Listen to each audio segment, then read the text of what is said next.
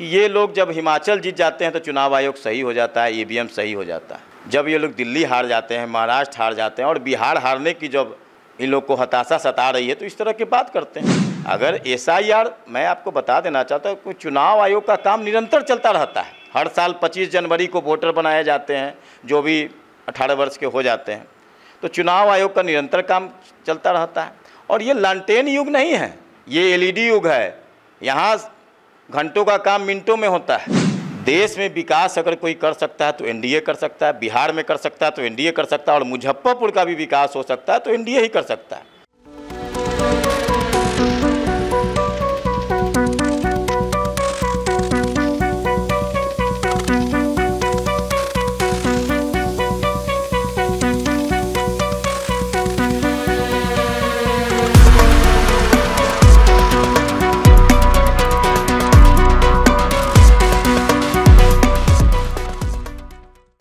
नमस्कार, मैं निशा श्री आप तमाम दर्शकों का स्वागत करती हूं फर्स्ट लुक बिहार में, जहां हम देखते हैं खबरें जो जानना ज़रूरी है। और अभी हम लगातार आपके सामने लेके आ रहे हैं बिहार विधानसभा चुनाव से जुड़ी हुई खबरें, और जो तमाम प्रत्याशी हैं अलग अलग पार्टियों से, उनसे आपको हम एक एक करके रूबरू कराते हैं। आज हम जिनसे आपको रूबरू कराने जा रहे हैं वो हमारे जो शहर के जितने युवा हैं उनके प्यारे प्रभात भैया हैं। हमारे साथ हैं आज प्रभात मालाकार, जो कि भाजपा के प्रदेश के मीडिया प्रभारी हैं। प्रभात जी, आपका बहुत बहुत स्वागत। बहुत बहुत धन्यवाद आपके सभी दर्शकों का और फर्स्ट लुक बिहार का। एक युवा चेहरा जब राजनीति में आता है, और ख़ास करके अगर वो कॉलेज से जुड़े हुए हों, क्योंकि आपने विद्यार्थी परिषद में भी अपना समय दिया है, इसके अलावा भी आप राजनीतिक रूप से काफ़ी पुराने समय से सक्रिय रहे हैं, युवाओं के बीच आपकी एक अलग ही पैठ बनी है, एक अलग ही लोकप्रियता है। ऐसे में आगामी चुनाव में आप एक प्रबल दावेदार बनते हैं अगर पिछड़ी जाति से सीट मिलती है, तो क्या कहेंगे इस मुद्दे पर? देखिए, मैं भारतीय जनता पार्टी का एक सामान्य कार्यकर्ता हूँ, और पार्टी अगर अत्यंत पिछड़ा वर्ग पे अपना विश्वास जताती है और वो तय करती है कि मुजफ्फरपुर नगर विधानसभा अति पिछड़ा लड़े, तो निश्चित तौर पर प्रभात मालाकार पार्टी के नेताओं के विश्वास पे खड़ा उतरेगा।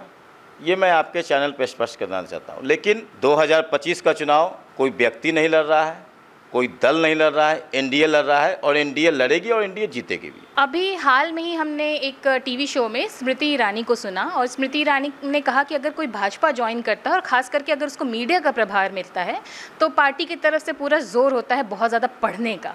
तो क्या आपको भी बहुत ज़्यादा पढ़ना पड़ता है अभी जब से आप प्रवक्ता बने हैं? देखिए, जो भी समसामयिक विषयों हैं उसकी जानकारी रखनी पड़ती है। दिन भर में क्या चल रहा है, नहीं चल रहा है, जानकारी उसकी रखनी पड़ती है। अभी तो बहुत समय हम लोगों के अनुकूल है कि हमारे हाथ में मोबाइल है और सारा डाटा, सारा चीज़ हम लोगों को सेकंडों में मिल जाता है। मैं तो उस दौर से काम करता आ रहा हूँ जिस समय सारी जानकारियाँ इकट्ठा करनी पड़ती थी, प्रेस रिलीज बनाना पड़ता था, सभी अखबार के दफ्तरों में पहुँचाना पड़ता था, और उसकी छपने की चिंता करने से लेकर कल अखबार स्टेशन तक से खोज के उसका कटिंग निकालना पड़ता था।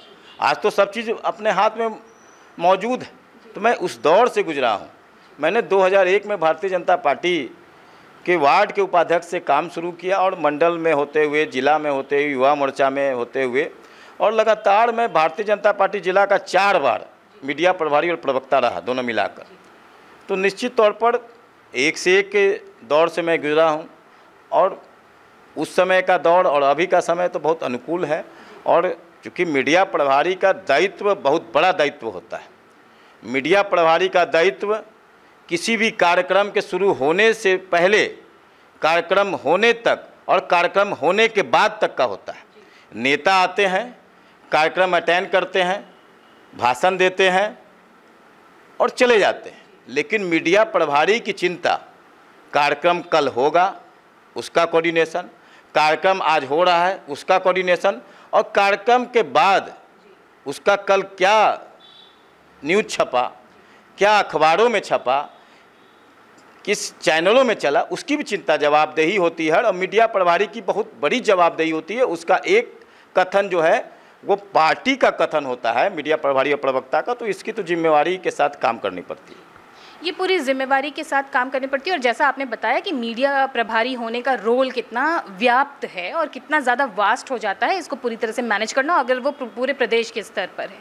अभी आपकी पार्टी ने और पूरा जो एनडीए गठबंधन है उसने एक बड़ा ज़बरदस्त, जो जाहिर सी बात है एक सीरियस मुद्दा है, प्रधानमंत्री जी की मां को गाली देने का मुद्दा उठाया है। और क्या अब लग रहा है कि आगामी चुनाव तक यही मुद्दा बना रहेगा? देखिए, ये निशा जी, ये मुद्दा नहीं है। ये बिहार के अस्मिता के साथ, बिहार के स्वाभिमान के साथ, बिहार के अभिमान के साथ और पूरे देश के माता बहनों के साथ, उनके स्वाभिमान के साथ खिलवाड़ है। आप देखिए कि किस प्रकार से वोटर अधिकार यात्रा का इन्होंने चोला पहनकर बिहार और बिहारियों के अपमान करने की यात्रा निकाले ये लोग। कभी ये स्टालिन जी को बुलाते हैं जो बिहार के डीएनए पे सवाल उठाता है, कभी ये करुणानिधि दयानिधि मारन के रिश्तेदार को बुलाते हैं जो बिहारी को शौचालय साफ करने वाला कहता है, उसके साथ घूमते हैं, कभी ये सनातन को तोड़ने वालों के साथ घूमते हैं। और हद तो तब हो गई, जो बिहार गौतम बुद्ध की धरती है, महावीर की धरती है, लोकतंत्र की जननी है, उस पर देश के यशस्वी प्रधानमंत्री नरेंद्र मोदी जी के स्वर्गीय माता जी को गाली दिया जाता है। इसकी आप कल्पना नहीं कर सकते हैं। जो बिहार तुलसी माता को तुलसी मैया कहता है, छठी मैया कहता है, गंगा को गंगा मैया कहता है, हम लोग पर्यावरण को माँ कहते हैं, हम लोग धरती को माँ कहते हैं, और उस जन्म देने वाली दिवंगत माँ को इस प्रकार का जो गाली दिया गया। और राहुल गांधी जी एक तक उफ तक नहीं करते हैं, माफ़ी तो दूर की बात है, तेजस्वी यादव उफ तक नहीं करते हैं। आज पटना की सड़कों पर वो डांस करते नजर आते हैं। वो सड़क बनाया, वो किसने बनाया? एनडीए गवर्नमेंट ने बनाया। जो रोशनी में वो डांस कर रहे थे, वो रोशनी किसने दिया? नीतीश कुमार जी ने दिया। और इतना ये लोग बेलज हो गए हैं, इसके खिलाफ निश्चित तौर पर एनडीए, और मैं समझता हूँ कि बिहार का एक एक नागरिक इससे मर्माहत है, और इसका खामियाजा तो इनको आगामी चुनाव में मिलेगा। और जैसा कि हम जानते हैं कि पितृपक्ष का जो है वो भी समय आ रहा है और प्रधानमंत्री जी बोधगया आएंगे अपनी माताजी के पिंडदान के लिए, और ये एक बहुत बड़ा संदेश जो है देश भर में और दुनिया भर में जाएगा। लेकिन प्रभात जी, ये जो मीडिया का प्रभार है ये बहुत ही जिम्मेदारी वाला है, जैसा आपने ही बताया, और ये इतना ज़्यादा वास्ट है कि इसमें दिन भर ऑक्यूपाइड रहना होता है। ऐसे में अगर आपको मुजफ्फरपुर विधानसभा क्षेत्र से चुनाव लड़ने का मौका मिलता है तो कैसे मैनेज कर पाएंगे? नहीं, देखिए, मैं अपने संगठन के काम के साथ साथ मैं नगर विधानसभा का भी काम कर रहा हूँ, लोगों से मिल रहा हूँ, जा रहा हूँ। हाँ, ये अलग बात है कि मैं सोशल मीडिया पे हर चीज़ नहीं डालता हूँ, संगठन से जुड़ा ही मामला डालता हूँ। लेकिन मैं लगातार, मैं वार्ड का चुनाव भी लड़ चुका हूँ, मैं हार भी चुका हूँ, मैं भी ये भी कह रहा हूँ। तो ये ज़रूरी नहीं कि संगठन के साथ आप जनता का काम नहीं कर सकते। जनता का मैं 30 दिन 24 घंटा मेरा मोबाइल ऑन रहता है। आप निशा जी रात में 2 बजे भी फ़ोन करके इसको ट्राई कर सकती हैं। और कोई भी काम हो मेरे स्तर से जहाँ तक होने वाला हो, चाहे वो पटना से होने वाला हो, चाहे मुजफ्फरपुर से होने वाला है, उससे उस काम को कराने का मैं पूरा संभवतः प्रयास करता हूँ कि वो काम हो जाए। तो मैं जनता से लगातार जुड़ा हुआ हूँ, मैं कई धार्मिक संगठनों से जुड़ा हूँ, सामाजिक संगठनों से जुड़ा हूँ। तो संगठन के साथ साथ मैं जनता का भी काम लगातार कर रहा हूँ, और इसके आधार पर अगर मुझे जिम्मेवारी मिलती है, अगर मुझे पार्टी उम्मीदवार के रूप में खड़ा करती है, अत्यंत पिछड़ा अगर लड़ेगा तो प्रभात लड़ेगा, ये पार्टी का विश्वास पूरा होगा और जीतेगा भी। जीतेंगे भी, और ये जो है जो विश्वास होगा वो जनता का, पार्टी का, और जाहिर सी बात है कि जनता विश्वास करेगी तभी आपकी जीत भी संभव हो पाएगी। आप बता रहे हैं लगातार कि आप रात को 2 बजे भी काम करने के लिए तत्पर रहते। कौन कौन से कार्य कर दिए हैं, कौन कौन से कार्य अभी प्रोसेस में हैं जो आपको लगता है कि अगर आगामी चुनाव में आपको नुकसान होता है तो वो काम अधूरे रह जाएंगे? देखिए निशा जी, जनप्रतिनिधि मैं अभी नहीं हूँ, इसलिए मैंने क्या किया इसका मैं रिपोर्ट कार्ड जारी नहीं कर सकता हूँ। लेकिन जिनको किसी का कोई काम ना हो, मान लीजिए कि कोई थाना कचहरी का मामला हो, किसी को कोई बिजली संबंधित मामला से शिकायत हो, या कोई भी सार्वजनिक जीवन में जिनको कोई कठिनाइयाँ आती हों, उसे दूर कराने का और विभाग से संबंधित उस काम को कराने का मैं लगातार काम करता आया हूँ और करता रहूँगा। मैं जनप्रतिनिधि हूँ चाहे नहीं हूँ, मुजफ्फरपुर किसी नागरिक को 2 बजे रात में भी मेरी आवश्यकता हो तो मैं खड़ा रहूँगा, मैं उनका काम कराने के लिए हर संभव प्रयास करूँगा। आपने जब बताया कि आप जो छोटी मोटी जो समस्याएं होती हैं उनको आप सुलझाने के लिए पूरी तरह से तत्परता से रहते हैं, इससे मेरा एक सवाल जुड़ा हुआ है कि अभी जब दिल्ली या अन्य ऐसे राज्यों में विपक्षी दलों के द्वारा फ्री बीज बांटी जा रही थी तो आपकी पार्टी उसका पुरजोर विरोध करती थी और कहती थी कि ये अलादीन का जो जिन है उसके भरोसे नहीं रहना चाहिए। लेकिन अब हम देख रहे हैं कि बिहार चुनाव से पहले एनडीए भी बहुत सारे योजनाएं और बहुत सारे इस तरह के लाभ जो है वो बांट रही है, क्या कहेंगे? देखिए, सबसे पहले ही बात निशा जी कि हम लोग रेवड़ी नहीं बांट रहे हैं, अनुदान दे रहे हैं। और दिल्ली और पंजाब में जो हुआ वो एक मानक तय है कि इतना के बाद अगर जलता है तो पूरा पैसा ले लिया जाएगा। दिल्ली में भी जल में भी वही किया अरविंद केजरीवाल ने और बिजली में भी वही किया, पंजाब में भी वही, अन्य राज्यों में भी वही। लेकिन बिहार में वो स्थिति नहीं। बिहार में सबसे सस्ती बिजली पहले भी हम दे रहे थे पूरे देश भर में, और उस पर 80% का अनुदान बिहार सरकार दे रही थी, लगभग 16,000 करोड़ का। आज हम लोगों ने देखा कि जब 16,000 करोड़ दे रहे हैं तो 5,000 करोड़ और देकर 100% हम लोग अनुदान दे रहे हैं, जो लगभग 2,67,000 परिवारों तक जा रहा है। और उससे कम से कम लगभग 9 करोड़ लोगों को इसका लाभ मिल रहा है, सीधा लाभ मिल रहा है। और वो 125 यूनिट जो बिजली के जो पैसे बचेंगे उन परिवारों के, उस पैसों का इस्तेमाल वो अपने बुजुर्गों के इलाज में, बच्चों की पढ़ाई में, अपने ज़रूरतमंद चीज़ों को पूरा करने में करेंगे। और कोरोना के बाद जो देश में स्थिति आई तो नरेंद्र मोदी जी ने जिस प्रकार चिंता किया, नीतीश कुमार जी ने जिस प्रकार चिंता किया, ऐसा नहीं है कि चुनाव देखकर हम लोग बिजली फ्री किए। ये योजना 2022 से हम लोग सोचते आ रहे हैं। 2022 था, फिर 23 हुआ, फिर 24 हुआ और ये 25 में अमली जामा इसको पहना दिया गया। तो हमारा बिहार सरकार और एनडीए गवर्नमेंट का उद्देश्य यह है कि कोई भी समाज के अंतिम पायदान पर बैठा हुआ व्यक्ति किसी भी लाभ से वंचित ना रहे, इस कारण हम लोगों ने अनुदान दिया। ये तो अनुदान की बात हो गई, लेकिन जो एक जिसकी वजह से ये सारा जो माँ वाला जो विवाद है ये उत्पन्न हुआ था, वो है कहीं ना कहीं एसआईआर को लेकर के। और उसमें है कि मतलब विपक्ष का जो है वो पूरी तरह से आरोप है कि एनडीए और जो है उसके इशारे पर चुनाव आयोग ये कार्य कर रही है और उसमें अपने वोटर्स को बचा करके जो विपक्ष की तरफ के वोटर हैं उनको जाति के आधार पर उनका अधिकार छीनने का प्रयास कर रही है। इस पर क्या कहें? निशा जी, सबसे पहली बात तो चुनाव आयोग ना पक्ष के लिए काम करता है ना विपक्ष के लिए काम करता है। चुनाव आयोग निष्पक्ष काम करता है। इन लोग की बीमारी क्या है कि ये लोग जब हिमाचल जीत जाते हैं तो चुनाव आयोग सही हो जाता है, ईवीएम सही हो जाता है। जब ये लोग दिल्ली हार जाते हैं, महाराष्ट्र हार जाते हैं और बिहार हारने की जब इन लोग को हताशा सता रही है तो इस तरह की बात करते हैं। अगर एसआईआर, मैं आपको बता देना चाहता हूँ, चुनाव आयोग का काम निरंतर चलता रहता है। हर साल 25 जनवरी को वोटर बनाए जाते हैं जो भी 18 वर्ष के हो जाते हैं। तो चुनाव आयोग का निरंतर काम चलता रहता है। और ये लालटेन युग नहीं है, ये एलईडी युग है। यहाँ घंटों का काम मिनटों में होता है।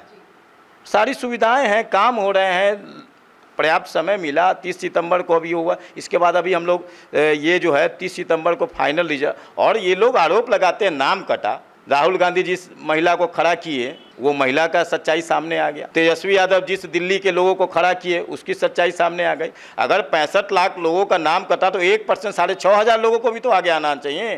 कहाँ लोग आए? अगर नाम कट गया तो फॉर्म 7 किस लिए है, फॉर्म 8 किस लिए है, इनके BLA 1, 2 क्या कर रहे हैं?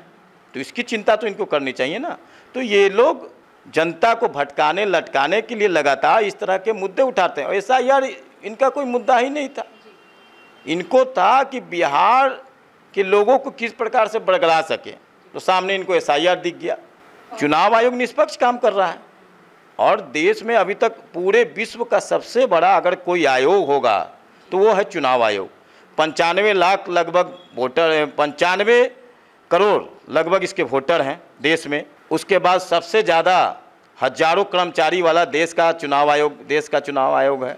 सबसे ज़्यादा अगर चुनाव कराने का अगर किसी का है तो वो भारत का चुनाव आयोग चुनाव कराता है। तो वैसे स्वायत्त संस्था पे, स्वतंत्र संस्था पे सवाल उठाना, यानी कि ये लोग जो है सूरज को आईना दिखाने का काम कर रहे हैं।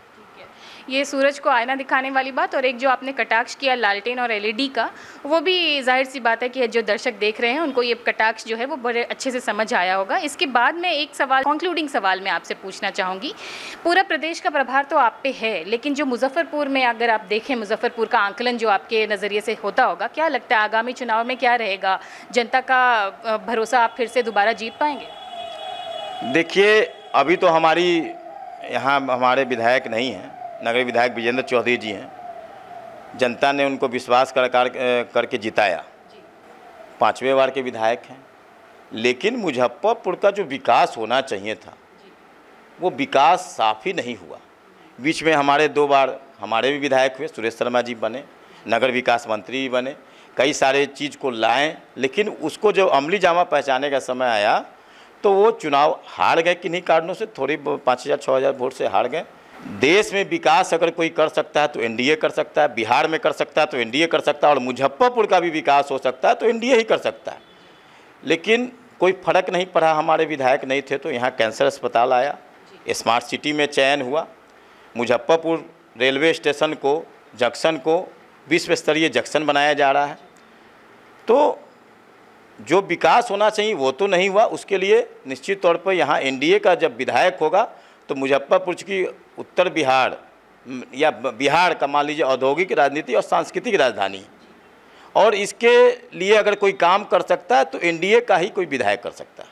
तो ये हमारे साथ अभी पूरी बातचीत कर रहे थे प्रभात मालाकार जी, जो कि प्रदेश के मीडिया प्रभारी हैं भाजपा पार्टी से, और इन्होंने बताया, और इनकी एक प्रबल दावेदारी भी है, अगर मुजफ्फरपुर विधानसभा की जो सीट है वो अगर पिछड़ी जाति को मिलती है तो उसमें ये भाजपा के प्रबल दावेदार होंगे।